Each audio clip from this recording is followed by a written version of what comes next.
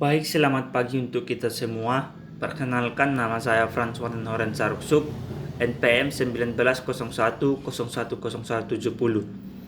Grup PGA 4 PGSD, dengan mata kuliah Pendidikan Bahasa Indonesia kelas tinggi, dengan dosen pengasuh yaitu Bapak Juni Agus Simaremare, SPD MSI.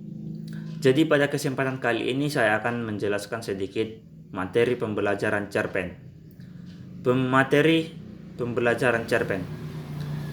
Cerpen adalah suatu karangan yang berkisah pendek yang mengandung kisahan tunggal dan karangan fiksi yang biasa disebut dengan kisahan prosa pendek yang merupakan cerita yang menjurus serta terfokus pada suatu peristiwa yang telah terjadi, yang membuat pembaca atau pendengar mengetahui sebuah kisah peristiwa itu sendiri.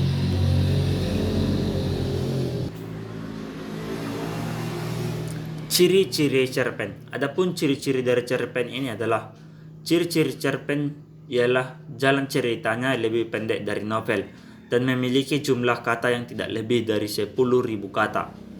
Biasanya, cerpen berasal dari kehidupan sehari-hari dan tokoh dalam cerpen digambarkan mengalami masalah atau suatu konflik hingga pada tahap penyelesaiannya. Kesan dalam cerpen juga ditinggalkan sangat mendalam, sehingga pembaca dapat merasakan kisah dalam cerita tersebut. Struktur dalam cerpen. Adapun struktur dalam cerpen ini terbagi atas beberapa bagian. Yang pertama adalah abstrak. Abstrak yaitu ringkasan atau inti dari cerita pendek yang akan dikembangkan menjadi sebuah rangkaian peristiwa awal dalam cerita. Yang kedua adalah orientasi. Orientasi yang dimaksud pada struktur dalam cerpen ini adalah orientasi yang berkaitan dengan waktu, suasana, dan tempat yang berkaitan dengan jalan cerita. Yang ketiga adalah komplikasi. Komplikasi yang dimaksud adalah urutan kejadian yang dihubungkan secara sebab akibat. Yang keempat adalah evaluasi, yaitu struktur konflik yang terjadi dalam mengarah pada penyelesaian. Yang kelima adalah resolusi.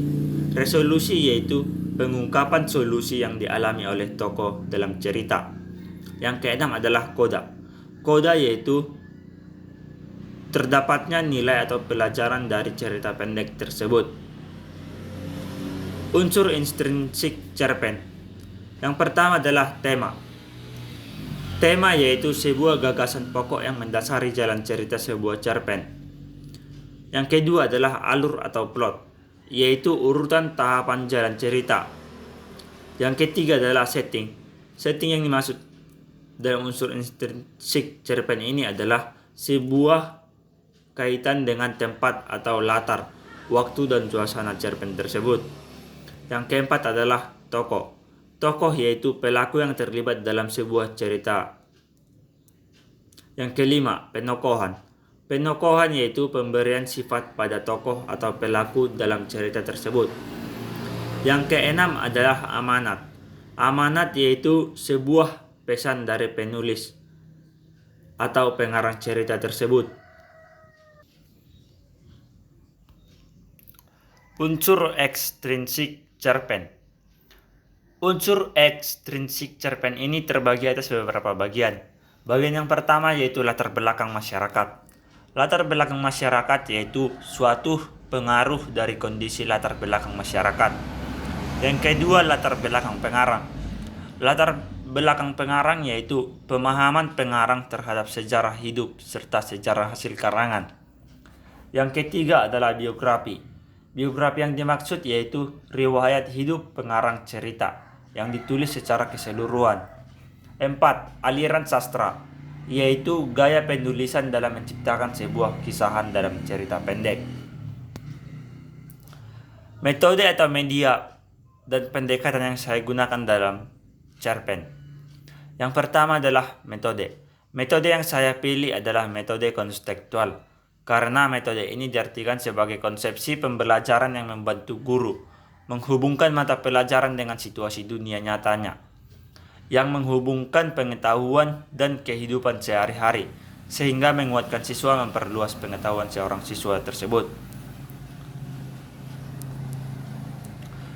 Yang kedua, media. Media yang saya pilih dalam cerita pendek ini adalah media visual, karena dapat menambah wawasan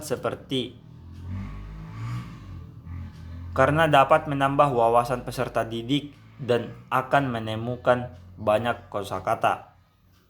Yang ketiga, pendekatan.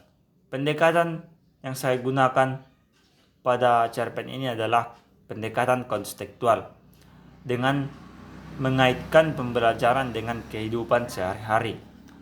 Maka dengan mengaitkan kehidupan sehari-hari dengan pembelajaran, maka siswa dapat mengamati apa yang terjadi di lingkungan sekitarnya dalam kehidupannya sehari-hari, lalu menuangkannya atau membuatnya dalam sebuah cerpen ataupun cerita pendek.